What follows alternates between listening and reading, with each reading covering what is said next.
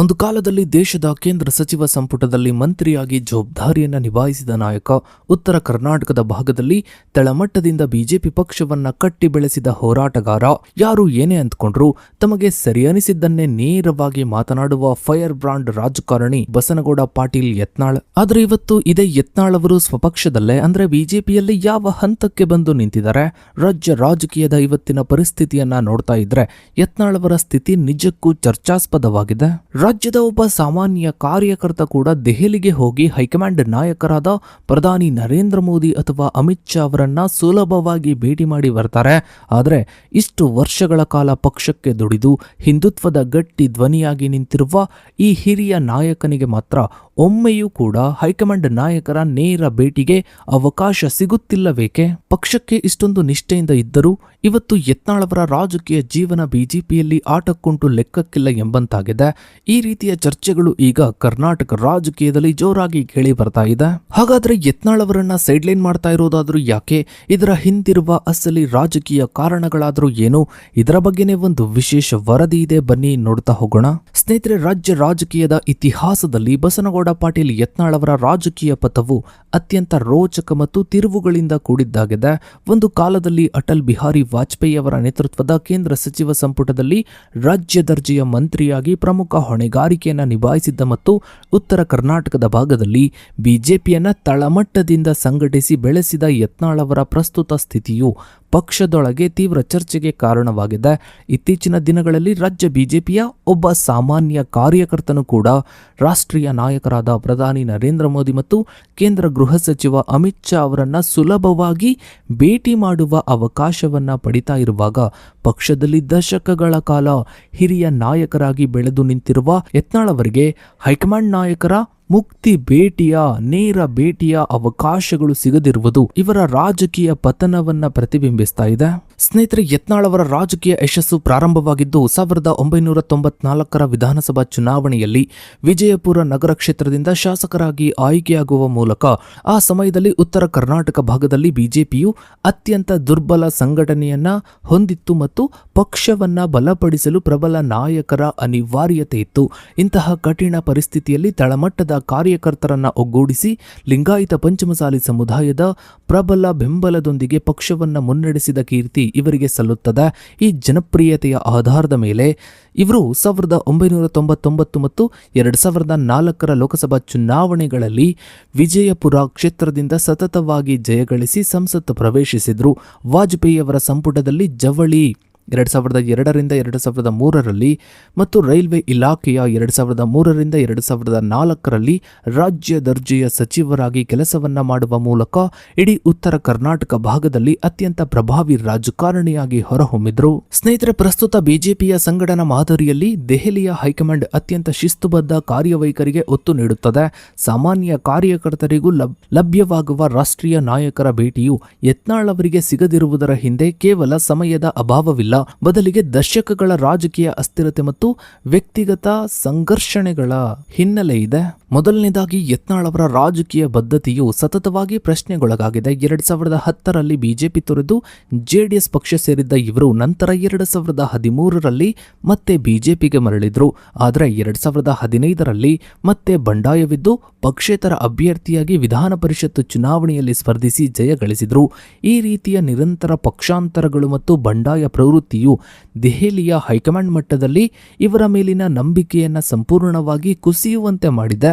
ಇಂತಹ ಅಸ್ಥಿರ ರಾಜಕೀಯ ಇತಿಹಾಸವಿರುವ ನಾಯಕನಿಗೆ ರಾಷ್ಟ್ರೀಯ ನಾಯಕರು ಮುಕ್ತವಾಗಿ ಅವಕಾಶವನ್ನ ನೀಡುವುದು ರಾಜಕೀಯ ಶಿಸ್ತಿಗೆ ಹಾನಿಕಾರಕ ಎಂದು ವರಿಷ್ಠರು ಭಾವಿಸಿದ್ದಾರೆ. ಎರಡನೆಯದಾಗಿ ಯತ್ನಾಳ್ ಅವರು ರಾಜ್ಯ ಬಿಜೆಪಿಯ ಪ್ರಭಾವಿ ನಾಯಕರಾದ ಬಿಎಸ್ ಯಡಿಯೂರಪ್ಪ ಮತ್ತು ರಾಜ್ಯಾಧ್ಯಕ್ಷ ಬಿವೈ ವಿಜಯೇಂದ್ರ ವಿರುದ್ಧ ನಿರಂತರವಾಗಿ ನಡೆಸಿದ ಬಹಿರಂಗ ದಾಳಿಗಳು ಹೈಕಮಾಂಡ್ನ ಕೆಂಗಣ್ಣಿಗೆ ಗುರಿಯಾಗಿವೆ. ಯಡಿಯೂರಪ್ಪ ಕುಟುಂಬವು ಕಾಂಗ್ರೆಸ್ ನಾಯಕರೊಂದಿಗೆ ಹೊಂದಾಣಿಕೆ ರಾಜಕೀಯವನ್ನ ಮಾಡ್ತಾ ಇದೆ ಎಂದು ಆರೋಪಿಸಿ ಖಂಡಿಸಿದ ಯತ್ನಾಳ್ ಪ್ರಧಾನಿ ನರೇಂದ್ರ ಮೋದಿಯವರೇ ರಾಜ್ಯದಲ್ಲಿ ವಂಶ ಪಾರಂಪರ್ಯ ರಾಜಕೀಯದ ವಿರುದ್ಧ ಕ್ರಮ ಕೈಗೊಳ್ಳಲು ಸವಾಲು ಹಾಕಿದ್ರು.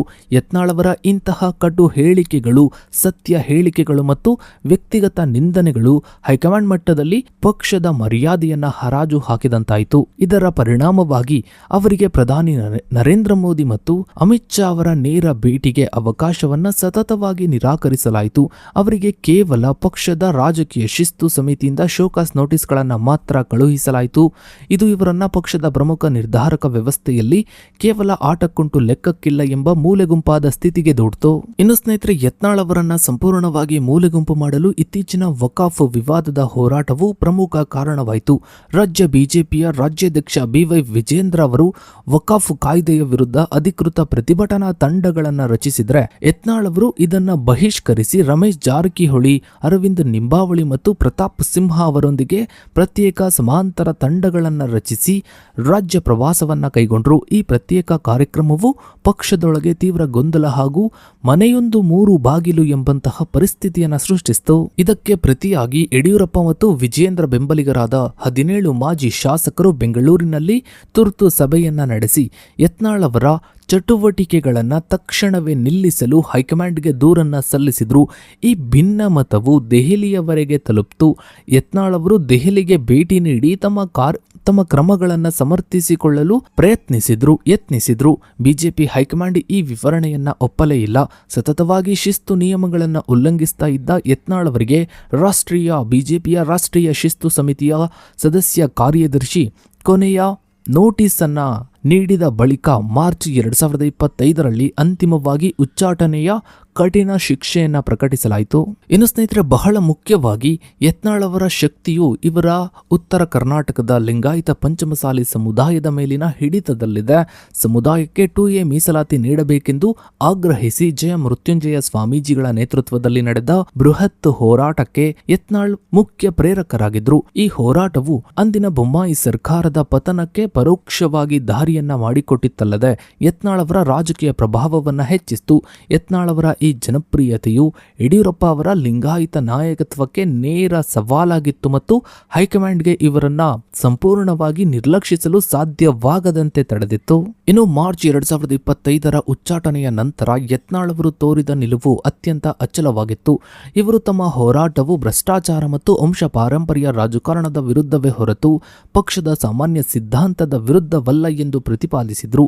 ಯತ್ನಾಳ್ ಅವರ ಬೆಂಬಲಿಗರಾದ ರಮೇಶ್ ಜಾರಕಿಹೊಳಿಯವರಂತಹ ನಾಯಕರು ಉಚ್ಚಾಟನೆಯನ್ನ ಹಿಂಪಡೆಯುವಂತೆ ಹೈಕಮಾಂಡ್ಗೆ ಒತ್ತಡವನ್ನ ಹಾಕುತ್ತಿದ್ದಾರೆ.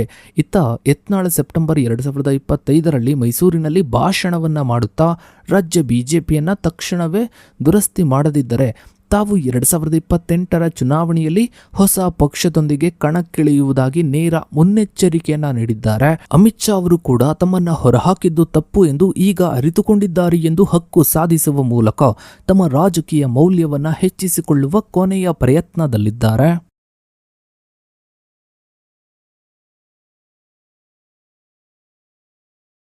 ಇನ್ನು ಸ್ನೇಹಿತರೆ, ನಿಮ್ಮ ಪ್ರಕಾರ ಯತ್ನಾಳ್ ಅವರು ಬಿಜೆಪಿಯಲ್ಲೇ ಮುಂದುವರಿಬೇಕಾ ಅಥವಾ ಸ್ವಂತ ಪಕ್ಷವನ್ನ ಕಟ್ಟಿ ಮತ್ತೆ ಕಣಕ್ಕಿಳಿಬೇಕಾ?